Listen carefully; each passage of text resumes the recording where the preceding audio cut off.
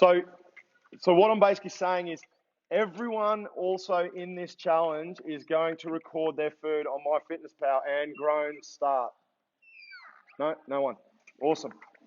Generally, people hate recording food for 2 reasons.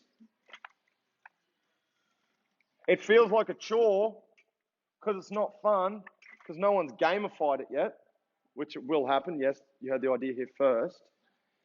But also because it gives you a reality check on what you're eating. And you're like, nah, it's not that bad. There's a toasted sandwich in there that's only 100 calories. Can't be 350 like the other 30 that are in there. If you've ever used MyFitnessPal, you'll soon learn that you type in hot toast or toasted ham, cheese, and tomato sandwich. You'll have like 8 that will be 350 calories or 300 calories, and there'll be one that's 80. And those of us that are like, yeah, I'm doing well, 80. You aren't. Some numbskull in the States has put that in there because he's trying to win a bet with some dudes. That's all that's happening. So just be aware of that. Pick something, or you can do the thing, you scan your bread. 2 slices is a serve. You scan the cheese packet, you scan, and you can put in a tomato, and it will go, bam, sandwich. This is how many calories is exactly in it.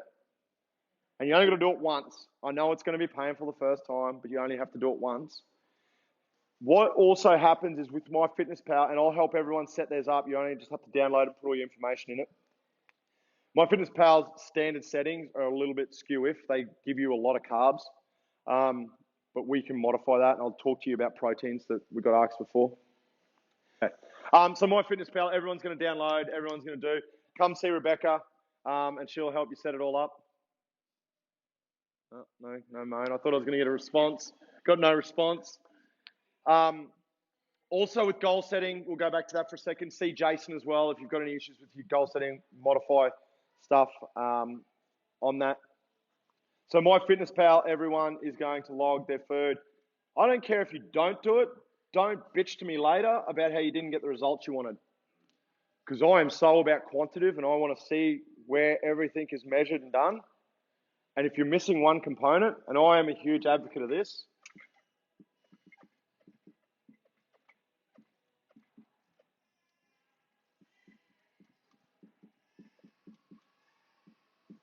train, rest, eat, food, or diet, whatever you want to call this.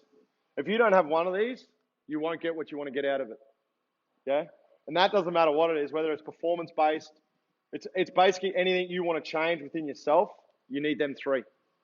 And I'll talk about rest a little bit later. MyFitnessPal will set that up. Also, the macros are set up, like I said, they're a little bit carb-orientated. We will change that, and what we're going to change that to. So you're going to set MyFitnessPal at basically your BMR, at your basal metabolic rate. For a lot of that, a lot of females will be around 1,500. For a lot of the males, will be around the 1,800 to 2,200. Some will be 2,500. But if we can hit that to start with and work off that, it's a pretty good place to start. Your protein levels. So in the settings, you can change. I've got a video of how to do all this. I will send the link out to everyone as well, along with the PDFs of the recipe book and the nutritional stuff. It's in the nutritional booklet as well. But basically your protein, you want to set at 1.5 grams per body weight or kilos. God, I'm writing's fantastic today. So what's that basically saying is, okay, I'm 100 kilos, 150 grams of protein a day. Make sense? Yeah, depending on how many you eat and depending on what your goals are.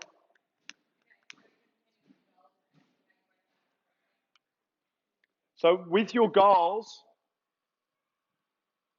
if you're performance-based, I would sit down with you personally and go, okay, if you've got a marathon or if you've got whatever coming up, we are going to design something around that. But all it'll be is we'll just jack the carbs up a little bit, depending on how much training. It depends on what you're doing, obviously. Can't absorb any more than that. So people, like, the good thing about whole foods in terms of steak, that it takes a long time to digest down. So you break it down constantly over time and your body's absorbing it.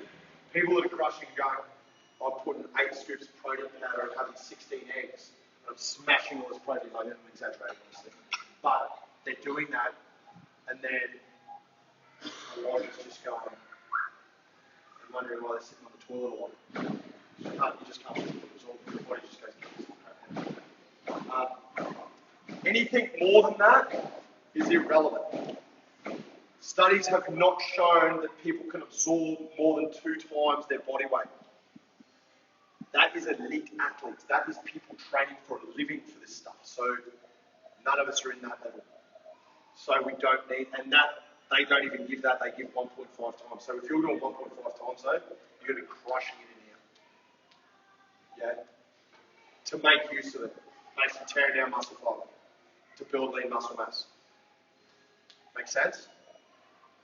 So, no more than that. If you hear of anyone telling you any more than that, they are full of shit. You cannot, there's not one study out there that shows that you can absorb more than that. So anything more is irrelevant. So then basically what you're going to do, you're going to set your protein levels. This is where it gets tricky, because this is where you start to run out of calories. And when I'm talking 1.5, 150 grams, that is not 150 gram steak.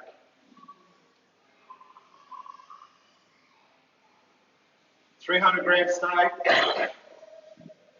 on average, has 60 grams of protein. Can you see how much steak I have to eat? Basically times that by 3, I'm looking at nearly 900 grams of steak in a day. Hey, it's perfectly fine, I'm with you, steak and eggs all day. But once you start talking 900 grams of steak,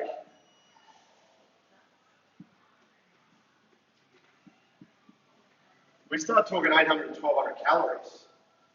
Even more in some cases, depending on the kind of steak.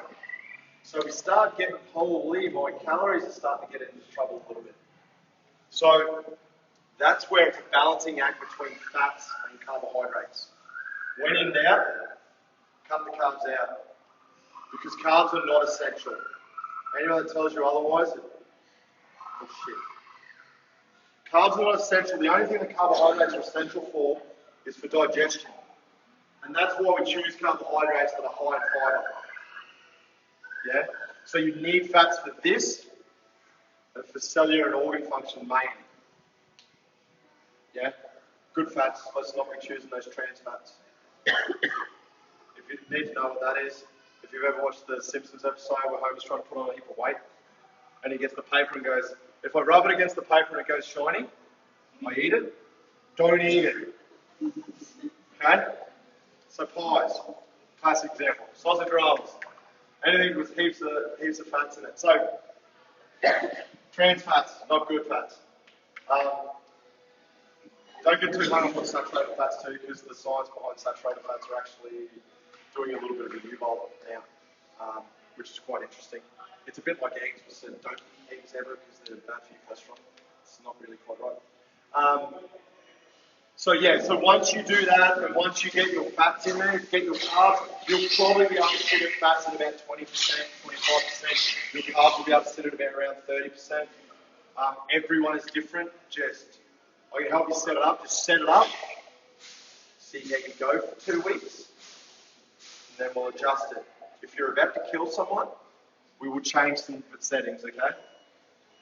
You will either be one of 2 things. You'll either be carb orientated or fat orientated. Everyone is one of the 2. Yeah? If you're a sweet tooth, you will be carb orientated. If you're a savory person, you'll be more fat orientated. It is just what you've gotten used to. I am fat, Rebecca is carbs. We know this. It does it for my sanity and for her not trying to kill me. Her carbohydrates are around 35-40%. Her fats are fairly low.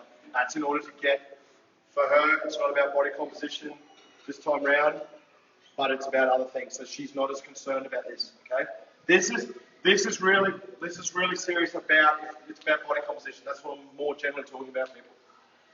Protein levels will still be the same whether it's performance based. It's just your carbohydrates will probably be a bit higher. Your calories will probably be actually a bit higher. Especially if you're burning 2,000 a day, smashing out training. Any questions about that?